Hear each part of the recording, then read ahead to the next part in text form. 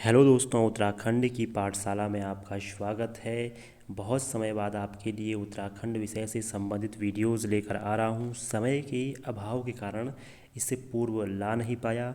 देखिए दोस्तों, मैं यहां पर लेकर आता हूं उत्तराखंड विषय से संबंधित वीडियोस जो आपको मदद करते हैं उत्तराखंड की सभी प्रतियोगी परीक्षाओं में, क्योंकि इन विषयों से या इस विषय में इन टॉपिकों से संबंधित बहुत सारे प्रश्न प्रतियोगी परीक्षाओं में पूछे जाते हैं और ये आसानी से बुक्स में मिलते भी नहीं हैं।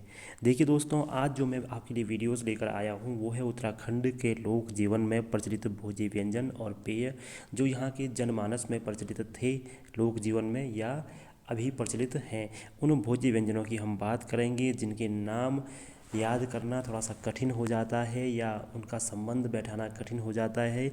इसलिए इस चैप्टर को मैं इस वीडियोस को यहाँ पर मैं लेकर आया हूँ ताकि आपको आसानी हो इनके नामों को जानने में या किन चीज़ों से ये बनते हैं इनको समझने में आपको आसानी हो। इस जो टॉपिक है हमारा भोज्य व्यंजन से संबंधित, इसको हम दो भागों में पढ़ेंगे। पहले भाग में पढ़ेंगे कुमाऊँ से संबंधित भोज्य व्यंजन, जो कुमाऊँ में प्रचलित भोज्य हैं उनको हम पढ़ेंगे, और दूसरे भाग में हम गढ़वाल मंडल से संबंधित भोज्य व्यंजनों को देखेंगे। दो भाग में इन्हें देखेंगे और ध्यान से देखेंगे ताकि कोई भी फैक्ट परीक्षा में हमारा छूटे ना। तो देखिए दोस्तों, शुरू करते हैं अपना आज उत्तराखंड के भोज्य व्यंजनों से संबंधित भाग एक, कुमाऊँ के प्रमुख भोज्य व्यंजन। ध्यान से देखिएगा और सीखिएगा। देखिए दोस्तों, अगर हम बात करें कुमाऊँ के भोज्य की तो पहला जो भोज्य व्यंजन हमने लिया है वो है चुड़कानी। इसे चुटकानी भी कहते हैं और इसे चुड़कानी भी कहते हैं।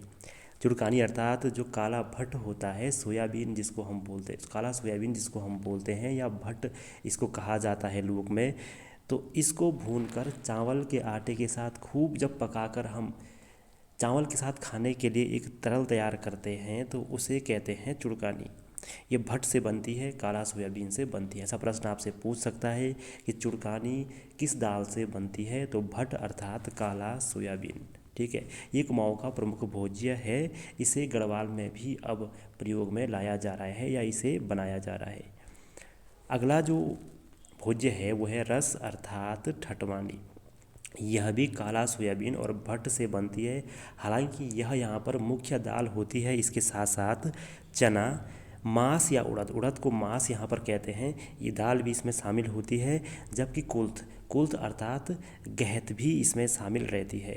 तो भट्ट, चना, उड़द, गहत से बनने वाला ये व्यंजन चावल के आटे में इन दालों को उबाल कर बनाया जाता है। खूब गाढ़ा तरल बनाने के बाद इन दालों को उससे निकाल दिया जाता है और उस गाढ़े तरल में फिर चावल को खाया जाता है। इस घोल में फिर चावल को खाया जाता है तड़का लगाकर।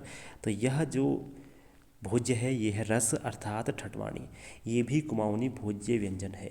देखिए दोस्तों, प्रश्न ऐसा भी आता है कि कौन सा व्यंजन कुमाऊनी है और कौन सा गढ़वाली है। इस बात का भी आपको ध्यान रखना है कि कौन सा किस क्षेत्र में प्रचलित है। अगला जो हमारा भोज्य व्यंजन है वो है डुबुक। डुबुक में भी भट्ट अर्थात काला सोयाबीन शामिल है और चना या कुल्थ भी इसमें शामिल है।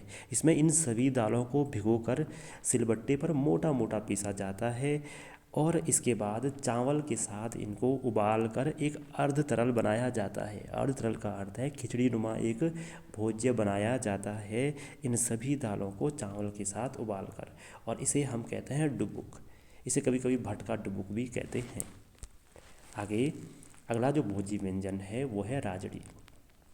राजड़ी उस समय के प्राचीन समय के निर्धन लोगों का भोज्य था जो अर्ध तरल होता था, अर्थात ये भी डुबुक की भांति अर्ध तरल होता था। वैसे ही इसे डुबुक का ही अन्य रूप कहते हैं। हालांकि दालों का प्रयोग इसमें चने की दाल का प्रयोग मुख्यतः होता था। अगला जो हमारा भोज्य व्यंजन है वो है जौला, छसिया या छचिया। यह एक खट्टा एवं नमकीन भोज्य पदार्थ है, अर्थात इसमें छाछ का प्रयोग जब चावलों में किया जाता है तो ये अपने आप खट्टा हो जाता है। चावलों को पहले उबाला जाता है और फिर उनको छाछ के साथ उबाला जाता है। छाछ में नमक मसाले सब कुछ मिलाकर इसे भी एक हल्का सा अर्ध तरल बनाया जाता है। गढ़वाल में चावलों के स्थान पर झंगोरे का प्रयोग होता है तथा इसे छछेड़ो यहाँ पर कहा जाता है। इसको भी आपने याद रखना है।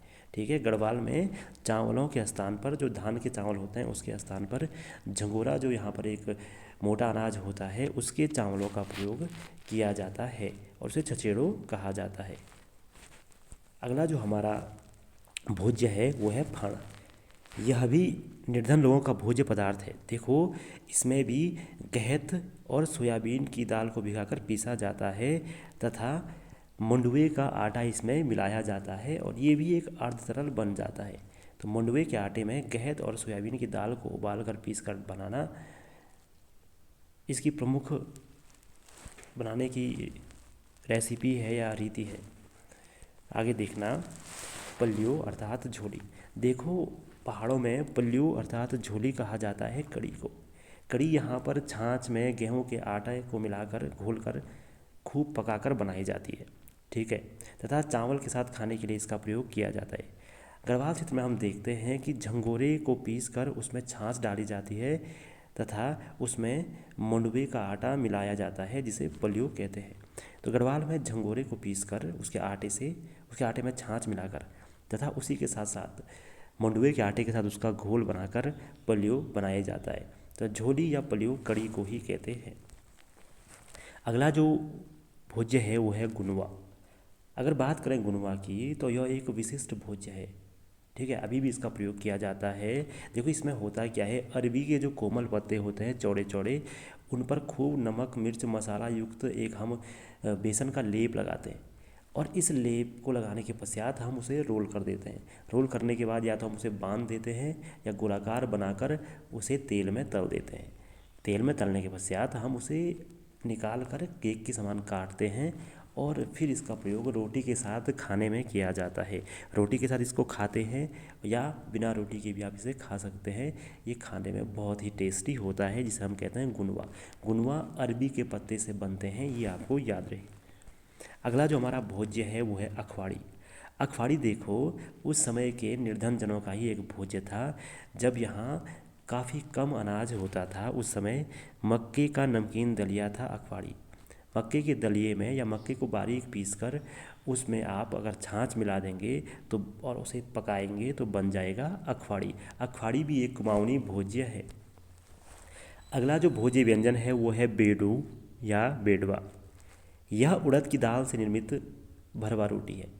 तो देखो, आप अगर उड़द की दाल को भिगोकर उसे धोकर साफ किया जाए एवं उसके छिलके को उतारकर उसे पकाकर पीसा जाए और मिर्च नमक और मसालों के साथ उसे आटे के अंदर भरा जाए, रोटी के अंदर भरा जाए, तो वो बन जाएगा बेडू या बेडवा। तो प्रश्न आपसे ये पूछेगा बेडू या बेडवा क्या है, एक भोज्य है, आपको याद रखना है, और कुमाऊं का एक भोज्य व्यंजन है तथा है क्या, भरवा रोटी। आगे देखना लसूड़ा। लसूड़ा भी एक भरवा रोटी है, याद रखना।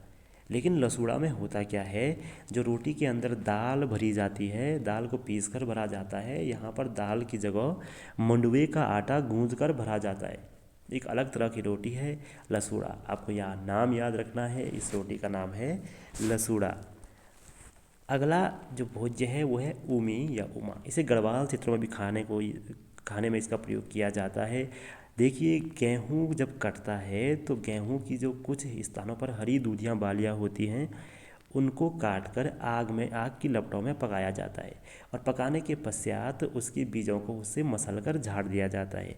ये दूधिया बीज इसके बाद खाए जाते हैं और यही उमी या उमा कहलाते हैं, ठीक है। जो दूधिया बीज हम आग में पकाकर खाते हैं उन्हें ही हम उमी या उमा कहते हैं। ये खेतों में ही लोग अक्सर इसको खाते हैं।